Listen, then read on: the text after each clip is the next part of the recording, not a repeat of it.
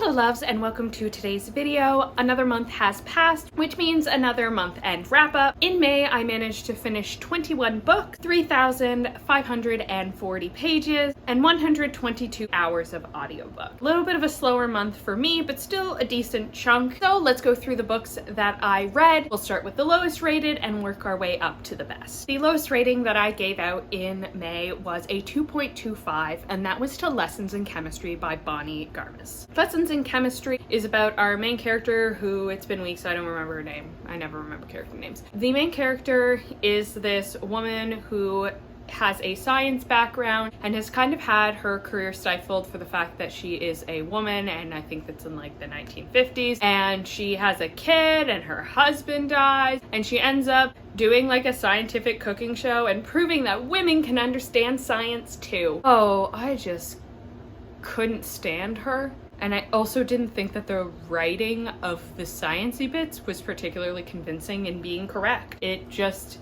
seemed like those kinds of people who hide the fact that they don't know anything by using a lot of jargon and hoping that you don't understand the jargon. That's how the science was written in this book. Kind of found it intolerable. This one got a 2.25 for me. I know it's a TikTok darling, so don't come for me. It just wasn't for me. Next was actually the last book that I finished in May, and that was Behind the Horror by Lee Mallour. So this was a nonfiction book about the real stories behind horror movies, and there were some things I liked about this. I did like that it covered a wide variety of horrifying things, so it didn't just do like true crime murders, it also did like the shark attacks behind Jaws. Where it lost me is that it also covered the true stories that were hoaxes. It covers the fact that the Amityville horror movie was based on the book that is sold as nonfiction, but apparently has been proven to be made up. So it does kind of address that, but it brushes over it really quickly. Same with the chapter that they did about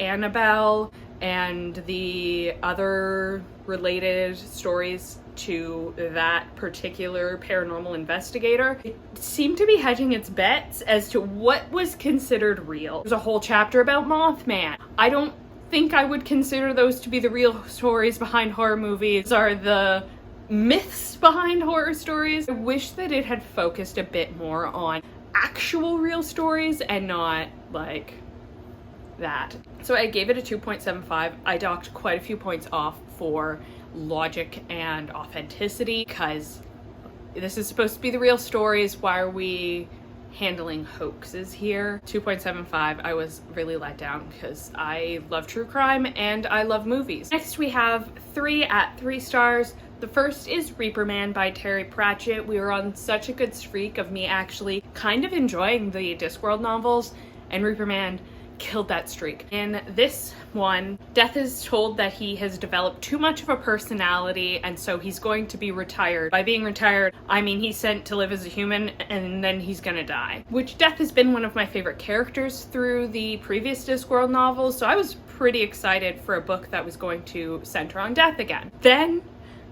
I got so little Death compared to the fucking wizards. I hate the wizards. I give zero shits about any of the characters from the On-Scene University arc or just, you know, as a concept within the world. Why would you make a book about Death that is 2/3 about the random wizards? I wanted Death. I wanted more development to the like romance aspect that Death was having with the woman whose farms he ended up staying on. I felt like the ending could have had a lot more of an emotional impact if they had built that out a bit more. Considering how much I've heard about Terry Pratchett's writing, I was surprised that that one was such a miss for me. Obviously, Terry Pratchett does have a decent writing style. I consider 3 to be average.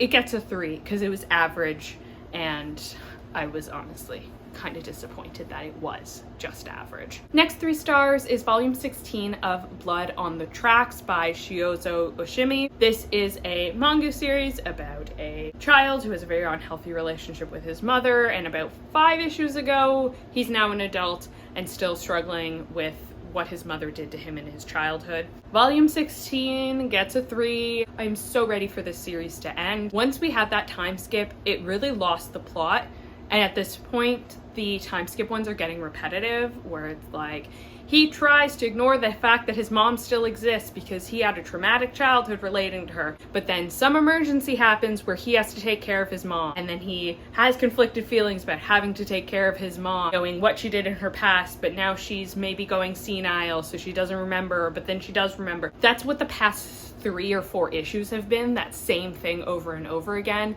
and I'm just, let's wrap it up or change it up, because it's getting repetitive at this point. So 3-star, because the art style is still really cool. And the third 3-star is They Never Learn by Lane Fargo. This book is a mystery thriller about a woman who is a professor at a university, and once per year she kind of chooses one of the university students who is a douchebag and kills them. So like a guy who got away with a sexual assault. So we have that. And then we also have the perspective of someone who is a student at this university and her trying to navigate like there being a bunch of skeezy men around, and also maintaining a friendship with this girl. This one got a 3 from me. It was just okay. I don't think it was the best execution that could have happened of this concept. And I also wasn't that surprised by the plot twist. I'm gonna go into spoilers here, so there will be timestamps if you want to skip ahead to the next book. But at the end, it's revealed that the professor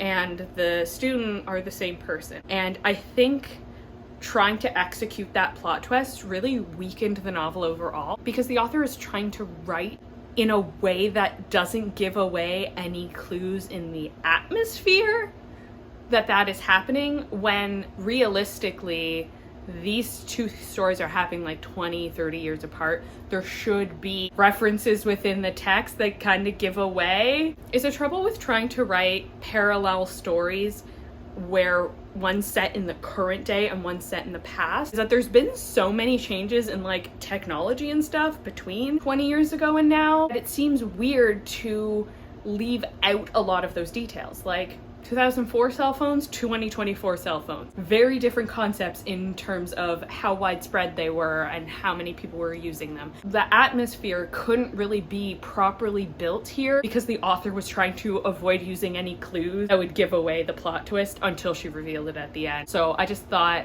that the plot twist made the story weaker overall. I gave it a 3. I wasn't that surprised by it in the end. Maybe the plot twist will get you and you'll find it more interesting, but it wasn't for me. Next, we'll move on to the books that were 3.25 star. The first is On the Rooftop by Margaret Wilkinson Sexton. This is a novel that is set, I think, in like the 20s or 30s, but essentially his mother had always dreamed about being like a jazz singer and she never had the opportunity. So she has 3 children and she's trying to raise them to be star performers. And we follow each of the sisters as they fight against their mother's expectations for them and for what they truly want in life. It was a 3.25. I did enjoy the kind of atmosphere vibe and the story of the mother trying to live out her dreams through her children, but I just didn't particularly like the stories that the sisters had and their plot lines. I just hate when pregnancy is a major plot point, which I think in like at least 2 of these plot lines it was. So for me, not the book, but I acknowledge that for other people it might be the book. So it was a 3.25. Next was The Berry Pickers by Amanda Peters. This is a dual POV story about the main female character who has no memory of her early childhood other than these weird dreams that she has, and anytime she brings them up to her family they kind of act weird about it. And then there is the male POV, which is someone whose sister was abducted when he was a child and he's always kind of blamed himself for that happening, and how he deals with that trauma when it first happens throughout the entire rest of his life. I gave this a 3.25. I enjoyed the female POV more than I enjoyed the male POV, and that is sometimes the struggle between having a split POV. Sometimes you just care a lot more about one narrative than the other, so it feels kind of a drag to have to go to the POV that you're not enjoying as much. Overall, 3.25. This did bring up some really interesting points about generational trauma and how if childhood trauma can lead to adult trauma. 3.25 overall. Also 3.25, You Know What You Did by K.T. Wen. This book is about a suburban mom who is of Vietnamese descent, and her mother, who was a hoarder and living in her guest house, passes away, and her mind kind of starts to unravel from there, and she develops obsessive tendencies, and we're not quite sure what's real, what's not, what's in her mind, that kind of thing, as she deals with the fallout of her mother dying. And then there's also some references to something that happened way in the past that her mother's like covering and has been threatening with exposing. This one got a 3.25. I did enjoy the current narrative of the mental unraveling of this woman in the wake of her mother's death, and I did find the plot twist to be interesting, but I didn't really get the flashback part of it. That didn't seem to really add anything to the narrative, and when that reveal happened, I was just like, that's it? That's it? I was expecting her to have like murdered people, and it was not that. So that was kind of a letdown, and could have been a stronger overall narrative if it had just been the current day stuff. I read it, I finished it. I probably wouldn't necessarily recommend it to other people, but it is now a book I have read. So 3.25. Also 3.25, Sisters of a Lost Nation by Nick Medina. This is also a thriller mystery novel about a girl who lives on a reservation in the States, and a casino is built in her town. She works as a housekeeper there, and there's something weird that's going on the 8th floor, and girls and women within the community are disappearing. So she is trying to figure out what is happening to the girls who are going missing, especially when one of them happens to be her sister. This one, the writing style got a little confusing because it was switching back and forth between what happened before her sister went missing and after her sister went missing, and the chapter titles to it were like 582 days before, 34 hours after, and it got really confusing to figure out where we were in the plot line of her sister going missing versus this happening in the year in the past. There were also other things other than investigating that her sister was missing that were happening in the after. I just found the timeline really confusing to follow for me personally. I did find the ending was predictable. As soon as that character was introduced, I'm like, oh yeah, that's who was responsible for this. 3.25, I do enjoy that this does bring attention to missing and murdered Indigenous women, and I did like some of the folkloric aspects of it. This like head that just randomly rolls around and maybe eats people. That was cool. I wish they would have leaned more into that. The main mystery plot was kind of saw coming a mile away. Next 3.25 is Rachel Harrison's Black Sheep. This is about a woman who returns to her hometown for a wedding, and the kind of interesting part of that is she was raised in a satanic cult. This made a very interesting comparison with Cult Nun, which is a real cult, versus this fake fictional satanic cult. Once she goes back to her town, she is trying to investigate who her father is, because no one has ever been able to give her a straight answer as to who her father was. I give this a 3.25. I was just kind of bored by this, which I didn't think that this concept would be boring, but somehow it was. I feel like this might have made a better short story. Set up the premise, twist, end. There seemed to be a lot of more filler here in my opinion, so 3.25 for Black Sheep. And the last 3.25 is a Treacherous Curse by Deanna Rayborn. This is the third Veronica Speedwell novel. In this one, there is an Egyptian artifact that is potentially cursed, and they need to investigate it. That's about all I grasped of the plot, because the interesting part here was not the plot, which is why I got a 3.25. I was not really interested at all in that, but there was some interesting development of Stoker's backstory here. We find out what happened to his previous wife. I was living for that drama. That's the 0.25. The drama was Stoker. The rest of the mystery part just didn't quite live up to the same of the previous two novels, so 3.25 for that one. Next, we have 4 books at 3.5 stars. The first is Cult Nun. This is a memoir about a woman who was raised in a Christian-based sex cult and her experiences from kind of her childhood up until she leaves the family. I gave this one a 3.5. I did find some of the more dramatic parts of the book interesting. Obviously, it's a sex cult, so there were some disturbing things, but then quite a bit of it was just like her moving around from place to place, and I didn't find that to be too interesting. Overall, 3.5 seems a little harsh as someone's life, but it just didn't enthrall me. I would have preferred a little more background into what was going on in the church outside of her experience to like balance that out. Overall, 3.5.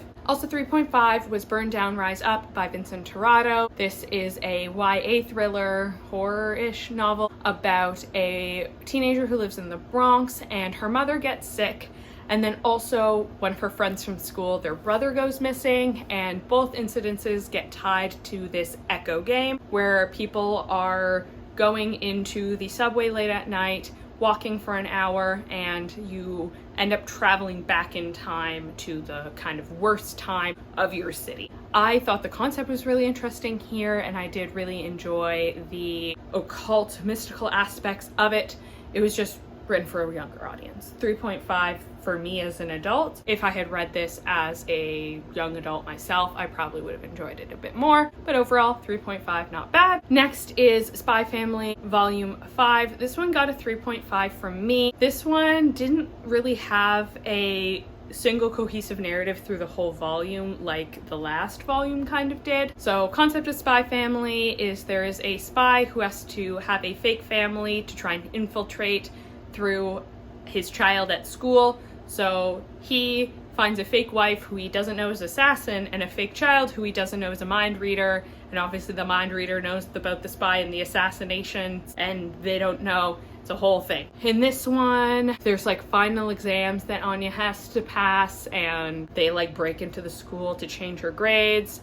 And there's also like a rival spy going on there. There's this stuff with the wife's brother who's suspicious of the relationship and is also like a rival spy. This one got a 3.5. I prefer when there's like a stronger arcing narrative. This one felt a bit more like a series of one-offs, so a 3.5. It didn't focus on dogs like the last one did. Sorry, you can't compete.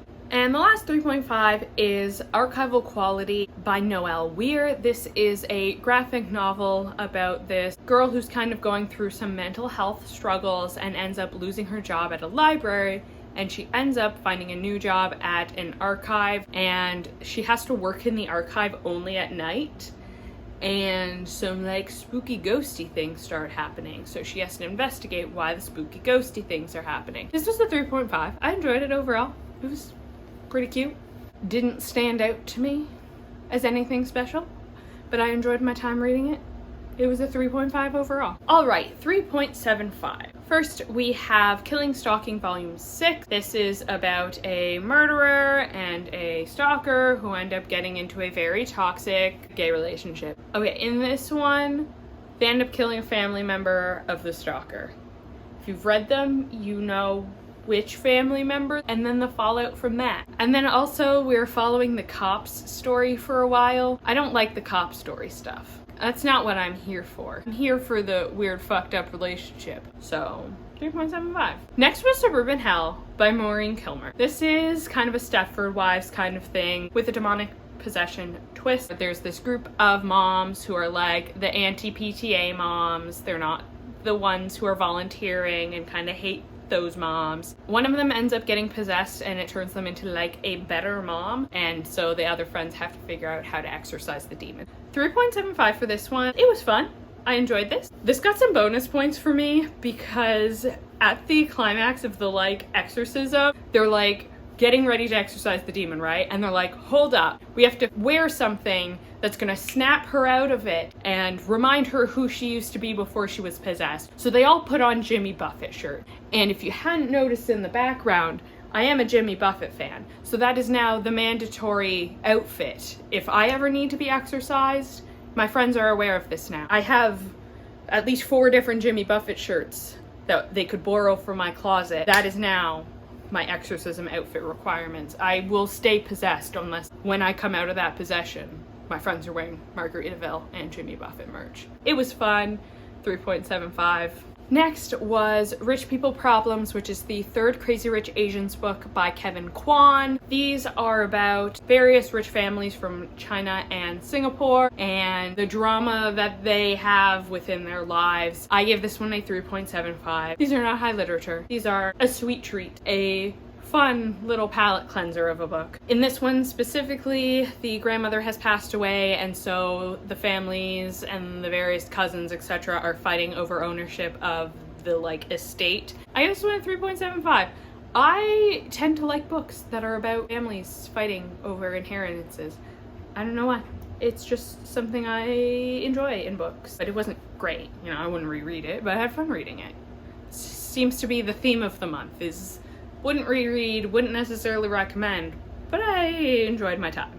Last in the 3.75 star bucket is Anne Boleyn, A King's Obsession by Alison Weir. This is part of a series of historical fiction novels about the 6 wives of Henry VIII. As a fan of Six the Musical, I'm reading them so I can get some more of the in-jokes in a more lighthearted way than me having to read a history textbook. This one was about Anne Boleyn, who was the second wife, and she was beheaded. And one of the things that Anne Boleyn era is known for is the fact that this was the split into the Church of England, where the king was like, I don't want to follow the Pope anymore, we're not being Catholic anymore, and that's the start of that schism. I gave this one a 3.75.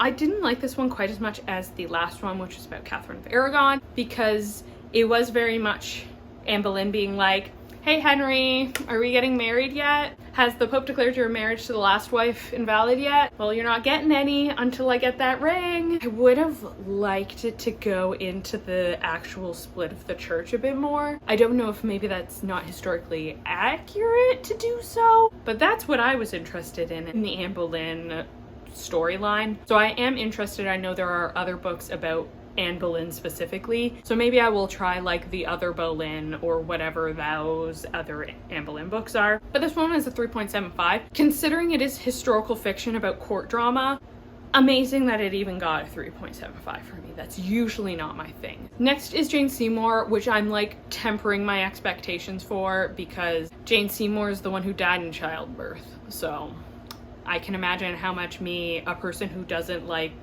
pregnancy arcs in books, is gonna feel about that one. And May turned out to be a pretty mediocre month because the highest rating I gave out was a 4. And there are 2 books that I gave a 4-star to. The first was volume 9 of Alice in Borderland. This was the final volume in this series. Alice in Borderland is a manga about some teenagers who kind of are slackers, and then they end up getting transported to this place called Borderland, which is a post-apocalyptic version of Japan, where they have to participate in life or death games to extend their visa, and if they let their visa expire, they get killed. So this is volume 9 at this point, and we have kind of had a deconstruction of the games, and this is where we're revealing the grand revelation behind everything. And they did kind of explore a few different theories by having one of the characters lie about what the actual thing was, but then we are kind of left in the dark as to what the real thing was. So 4 stars for this. Acknowledge that a series like this is probably very hard to wrap up,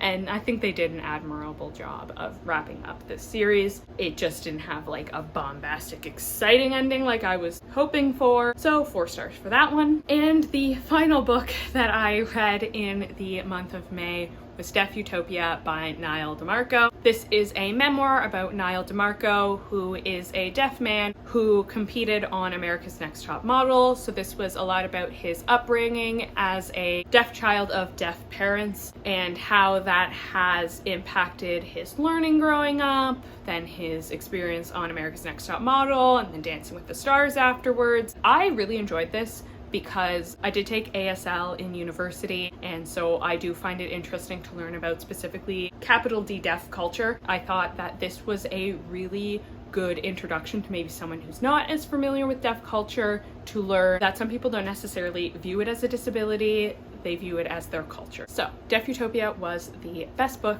that I read in May, and that wraps up the 21 books that I read in that month. If you made it to the end of this video, thank you so much for watching. Let me know the best book you read in May in the comments down below, or leave the ear emoji for Deaf Utopia. Don't forget to like the video and subscribe to my channel if you want to see more of my content. Thank you so much for watching and have a great day.